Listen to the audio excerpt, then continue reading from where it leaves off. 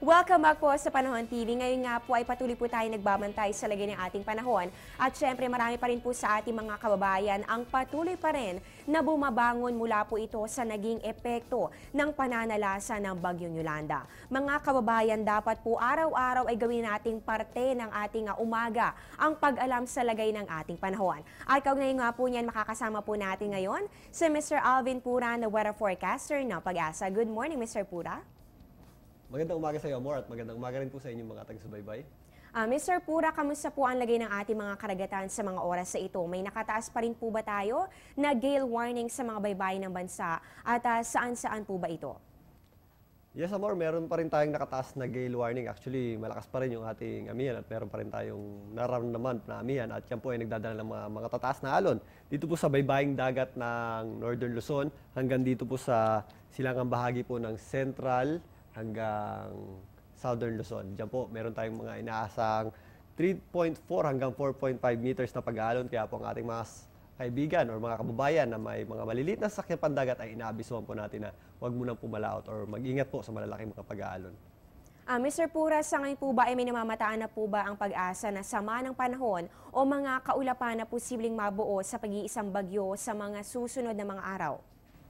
Sa ngayon, Amor, wala pa naman tayong nakikitang posibleng maging bagyo or papasok dito sa ating loob ng Philippine Area of Responsibility. Subalit sa ibang models ay meron tayong mga nakikitang posibleng mabuo.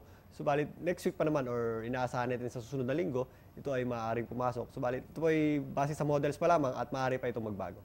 Okay, so patuloy po tayo magbabantay at nabanggit nga po ni Mr. Pura na posible pong next week ay meron na po mga kaulapan na tayong bantayan dito po sa loob ng ating PAR. At ito naman po, Mr. Pura, last week po ay napag-usapan natin dito sa Panahon TV ang tungkol po sa winter storm sa US. At ngayon naman po, laman naman ng mga foreign news articles ngayon tulad po ng The Weather Channel, Fox News, Associated Press at USA Today ang tungkol po dito sa dense fog na naranasan sa Western Belgium, kung saan isa na nga po ang naiulat na nasawi at hindi naman bababa sa 50 ang sugatan mula po sa banggaan ng 100 sasakyan dahil po ito sa makapal na fog. Nagdulot rin po ito ng delayed flights at ito po ay sa may Oklahoma City at itinuturing pa rin po ito na rare fog na nagaganap lamang every 10 years daw po yan. So paano po ba nagkakaroon ng fog? Bakit po ito kumakapal? At ano po ba ang mga panganib na dulot pa nito? Actually, sa atin, Amor, nangyayari po yung fog. At dito po sa atin, ang medyo common yung ating tinatawag na radiation fog dahil nga po medyo mababa tayo.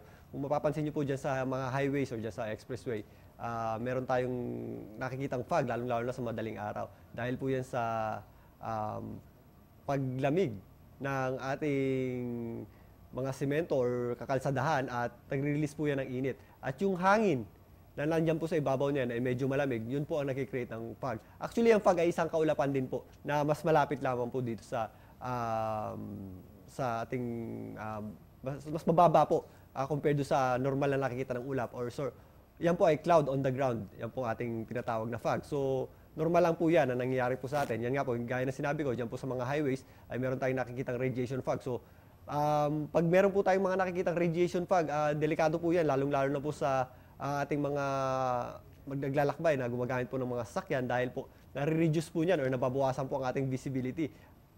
Less than 1 kilometro or mas mababa po sa 1 kilometro. So medyo delikado po at inaabisuhan po natin ang ating mga kabayan pag meron po tayong fog na mag-ingat po at magdahan-dahan po lalong-lalo na sa pagmamaneho. At meron din po tayong tinatawag na advection fog. Kung makikita nyo po dyan sa area ng Bulacan, marami pong marsh area dyan at maraming katubigan at yun nga po at mga maliliit na mga damuhan. Yan din po yung pagtakbo ng malamig na hangin galing po doon sa area na yon.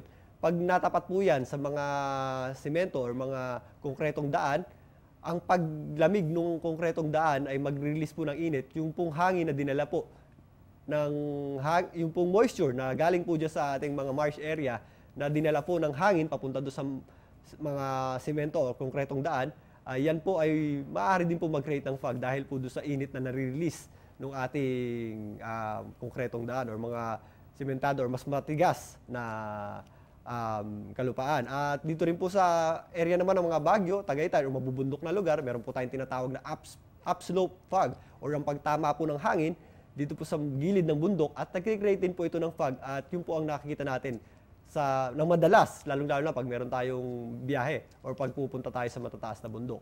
At meron din po tayong tinatawag na valley fog or naiipon po yung malamig na hangin sa pagitan po ng mga valley natin, dyan po sa area ng Cagayan Valley. At ang pag-release naman ng init ng ating mismong valley, yun po ang nag-create ng fog. So magiging maulap yung mismong baba or ang kalupaan natin. Ang pinaka-latest or matatandaan nating fog na nangyari po dito sa Metro Manila or malawakang fog na nangyari ay nung nakaraang December 5, 2011, halos nabalot po ang buong Metro Manila ng makapal na fog. Ang nangyari po niyan ay malamig po ang ating panahon noon dahil po amihan. Ito po ay December nga po at hindi rin po ganong kalakasan ang hangin natin upang mahangin or maitulak palayo ka agad yung fog na na-create. So umabot po ito ng halos umaga. At pag meron naman po tayong or pag tumaas na po ang ating araw at nainita na po ang lugar na may mga fog, ay inaasahan natin na mawawala rin po ito or tataas din po ang ating mga kaulapan na nararanasan pag meron po tayong mga fog na nararanasan. At isa po, delikado rin po yung fog, lalong-lalo po sa mga sasakyang panghipapawid dahil yun nga po, mahihirapan po sila mag-landing or mag-take off dahil nga po mahina rin po or hindi po masyadong maganda ang visibility na kanilang mararanasan. Ayun po at nalaman po natin kung ano po itong tinatawag natin na fog at ito nga po itinuturing rin natin na cloud on the ground. Ayon po yan kay Mr. Pura at nabigyan naman po niya ng relation dito po sa ating bansa ay naranasan pong fog. At ayun nga po nabanggit ni Mr. Pura na dito po sa Metro Manila noong December 5, 2011 ay naranasan po ang makapal na fog dito po yan sa ating lungsod. Mr. Pura, ano naman po ang magiging ng ating panahon ngayong araw na ito ng Huwebes? At kung sakali man po may mga pag-ulan, ano po mga weather systems ang magdudulot po nito? Sa ngayon, Amor, nandiyan pa rin yung ating tinatawag na tail end ng cold front. Umaabot na po yan dito sa Southern Luzon hanggang dito po sa area ng Samar. Dahil po dyan ang Bicol Region, pati po ang Eastern Visayas ay magiging maulap po tayo dyan. At kung minsan ay may mahina hanggang katamtama mga pag-ulan at pagkilat, pagkulog pa. Dito naman po sa Metro Manila at ang malaking bahagi po ng Luzon ay ang ating hanging amihan naman ang umiiral po dyan. So magiging maulap po tayo at kung minsan ay meron tayong inaasahang mahinang pag-ulan. Sa malaking bahagi naman po ng ating bansa or ang natitirang bahagi ng ating bansa, maaliwalas naman po ang ating panahon, maninipis lang po ang ating kaulapan at nagiging maulap po tayo pagsapit ng hapon. At kung may mga pag-ulan tayo ay mga localized thunderstorms lamang po yan, usually po pagsapit ng hapon at gabi. Nananatili pong malamig ang temperatura dito po sa Luzon dahil po ito sa hanging amihan. At sa katunayan nga po ay naitala ng pag-asa ang pinakamababang temperatura sa Baguio City noong Martes sa umabot po ng 13.6 degrees Celsius. Kahapon po December 4, mas mababa po ba yung naitala natin? At saan-saan po ba naramdaman ang pinakamalamig na panahon kahapon?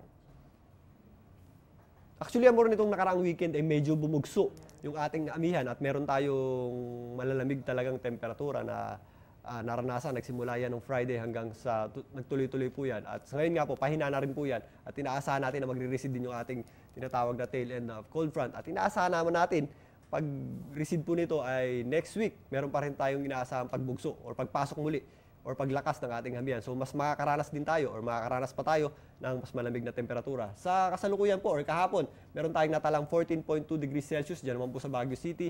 At dito po sa Apari, Cagayan ay umabot tayo ng 21 degrees Celsius ang ating temperatura dyan. At dito po sa Science Garden or Metro Manila, meron po tayong naitalang 24 degrees Celsius na temperatura. Ayan po, maraming salamat Mr. Alvin Pura sa bilahang impormasyon tungkol sa lagay ng ating panahon. Meron ka na lang ba mga reminders para sa ating mga kababayan?